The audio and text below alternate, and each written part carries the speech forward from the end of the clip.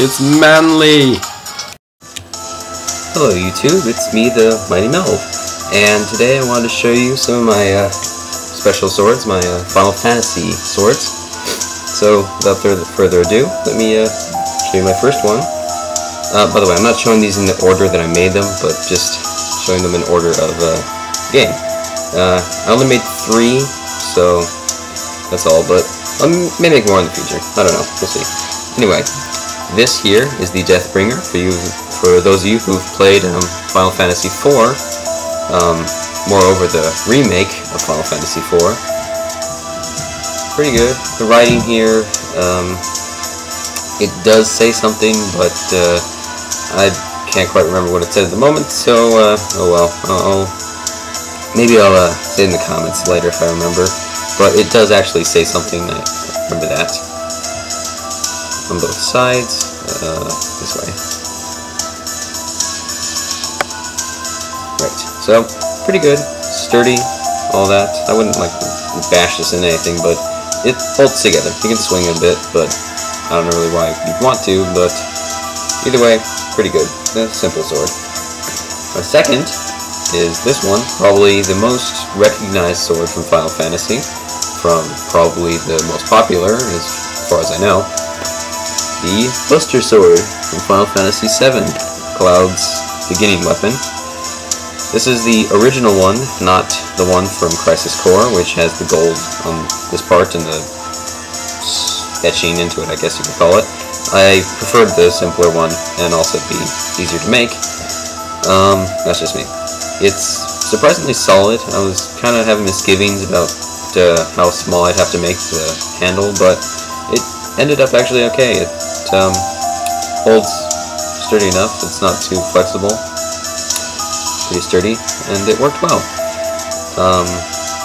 Getting the holes in it there was a little bit of a toughie because I had to use a drill, and I really didn't want to have to screw the whole thing up and have to start over because it kind of looked like this without the holes at that point, and it was late, and I did not want to have to redo it. Let's just say that. So, the left sword. The last one is by far the hardest sword I've made yet, the hardest to do, the most time-consuming in my opinion,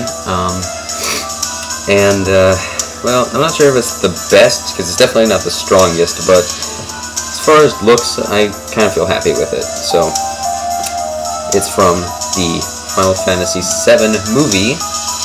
This is, wait for it, the first Tsurugi, if that's how you pronounce it. Yay. The rubber band is just to keep the ones here on the side, because I couldn't find a way to get them to stick. But, yeah, that's how things go. But, this is by far my biggest one. It's bigger than my halberd. For comparison, at least I think it's bigger. No, it's actually the same as a halberd. I'll take that back. So, the first Tsurugi. Yes, this took a long time to make, but luckily, with much patience, I was able to finish it. And this one does come apart. Let me show you that by removing this crude way of holding it up.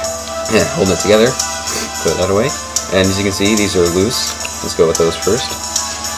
These took a long time to make, and they were confusing, because I had to get a way to get the blade to come out, and have this part still work here. So you see, it comes out like that. Makes a useless knife, hooray! But if you hit it with anything, it would go back. This made no sense. So the same thing, comes forward. The other one, you hit it with anything, it goes back. Not a good weapon in my opinion, but for looks, yeah, kind of cool. Kind of like big knives or drumsticks. But yeah, so there are those. Here's the ones in the back, off like so. These ones were pretty easy to make, actually. I was thinking they were going to be harder, but they proved pretty simple. It's just making small notches, having a very sharp, fine pointed knife helps a lot when making these. Let's say that, because That's why I didn't go insane while trying to make this sword. Here's this part here, the, no idea what to call it part of it. The, front, I suppose you could call it. It's pretty much, if you've seen my katana, or katana, well, actually no, they're not katanas, excuse me, because they're not bent. If you've seen the Japanese sword movie that I made, the first one, this was pretty much making it almost the same way, just much thinner, leaving it open on this side so that the sword could fit in, and cutting out both the bottom and the top, and this part here. But apart from that, it was almost the same as making one of those. This is by far probably the thinnest and most fragile part of the sword, but definitely looks cool. And last, we have the main part of it, the nameless core part of the sword. I didn't make it so this part would come out like it does in the movie, and however it is, this part here splits and it opens. I saw no reason in doing so because it really doesn't change anything, and it would be a lot more work. But I got this part here. This is the strongest part of it.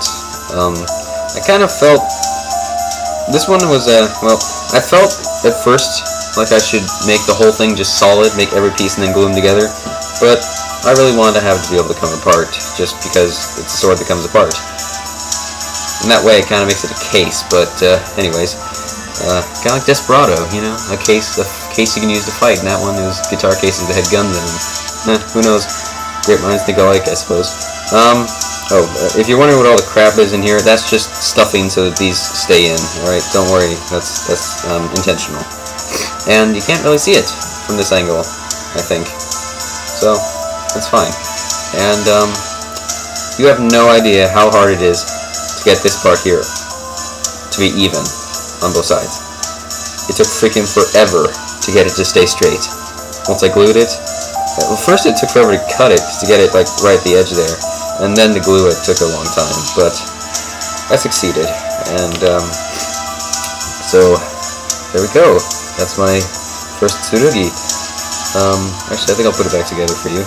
Sorry for that skip, I just had to fix something. Anyways, so let me put the sword together. Part goes here, like so.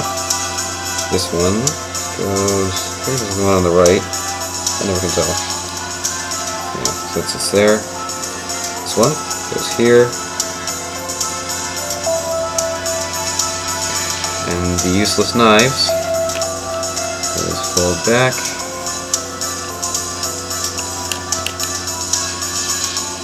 There we go.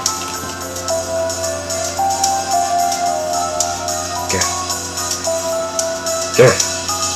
You can see why I kind of like to leave this together, but and why I use the rubber band. But I was really wanted to finish the sword, and I didn't want to press too much more into it because I wasn't sure if it would hold. There we go. So it's together again. Sorry about the band. It's the only way I could get it to work. I know there's some other people who got it to work, but I have no clue how they did so. But anyway. These are my Final Fantasy swords, and I hope you enjoyed it. So, this is the Mighty Mel, and have a good one.